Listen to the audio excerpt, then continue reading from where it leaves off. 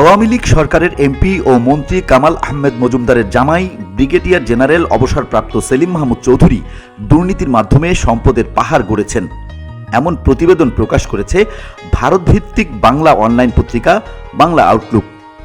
সম্প্রতি তার বিরুদ্ধে দেয়া বিদেশে কয়েক হাজার কোটি টাকা বিনিয়োগ এবং পাচারের অভিযোগ তদন্তপূর্বক ব্যবস্থা গ্রহণ করতে দুর্নীতি দমন কমিশনে আবেদন করা হয়েছে।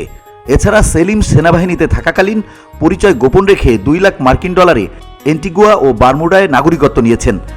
আইনের হাত থেকে বাঁচতে সেলিম দম্পতি আগামী 10 সেপ্টেম্বর দেশ ছাড়ার প্রস্তুতি নিচ্ছেন বলেও বাংলা আউটলুকের হাতে প্রমাণ এসেছে। অনুসন্ধানে জানা গেছে সাবেক সেনাপ্রধান জেনারেল আজিজের অপরাধ চক্রের অন্যতম হোতা ছিলেন সেলিম মাহমুদ।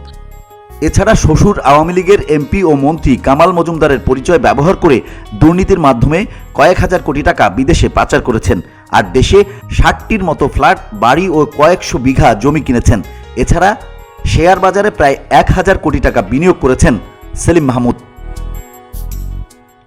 সেনাবাহিনীতে থাকাকালীন সামরিক পরিচয় গোপন রেখে কয়েক লাখ মার্কিন ডলারে এন্টিগুয়া ও বারমুডায় নাগরিকত্ব নিয়েছেন সেলিম ও তার স্ত্রী রাশাদা আক্তার।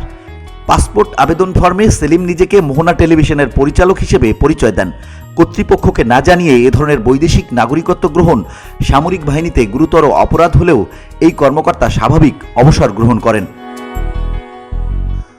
দুদকে করা আবেদনে উল্লেখ করা হয়, ব্রিগেডিয়ার জেনারেল অবসরপ্রাপ্ত সেলিম মাহমুদের দুর্নীতির মাধ্যমে অর্জিত দেশি বিদেশি সম্পদের তালিকা অনেক লম্বা। তার মিরপুর ও ডিওএইচএস এলাকায় নামে বেনামে রয়েছে 25টি ফ্ল্যাট, বনানী কবরস্থান রোডে ও 123 নম্বর রোডে রয়েছে 8টি বিলাসবহুল ফ্ল্যাট, সাভার এলাকায় নামে বেনামে রয়েছে 150 বিঘা জমি, বসুন্ধরা আবাসিক এলাকায় রয়েছে 2টি আবাসিক ভবন, বসুন্ধরা ঝিলমিল প্রজেক্টে রয়েছে 5 কাঠার 14টি প্লট, নারায়ণগঞ্জের কাঞ্চন এলাকায় রয়েছে প্রায় 20 বিঘা সম্পত্তি, বিভিন্ন ব্যাংকে রয়েছে কোটি কোটি টাকা ও এফডিআর এবং শেয়ার বাজারে রয়েছে প্রায় 1000 কোটি টাকার বিনিয়োগ। এছাড়া যুক্তরাষ্ট্রের নিউ ইয়র্কে রয়েছে সেলিম মাহমুদের 4টি বাড়ি, কানাডায় 11টি, সুইজারল্যান্ডে রয়েছে সমুদ্র তীরে 2টি অবকাশ যাপন কেন্দ্র, যুক্তরাজ্যে রয়েছে 3টি বাড়ি ও রেস্টুরেন্ট ব্যবসা, দুবাইতে বিভিন্ন ব্যবসায় বিনিয়োগ করেছেন প্রায় 2000 কোটি টাকা।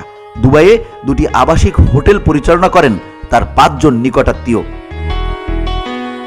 দুদকে করা আবেদনে আরও বলা হয়, আওয়ামী লীগ সরকারের আমলে তার বিরুদ্ধে অভিযোগ করলেও সাবেক সেনাপ্রধান ও শ্বশুর কামাল আহমেদ মজুমদারের ভয়ে কোনো কর্মকর্তা তদন্ত করতে রাজি হয়নি।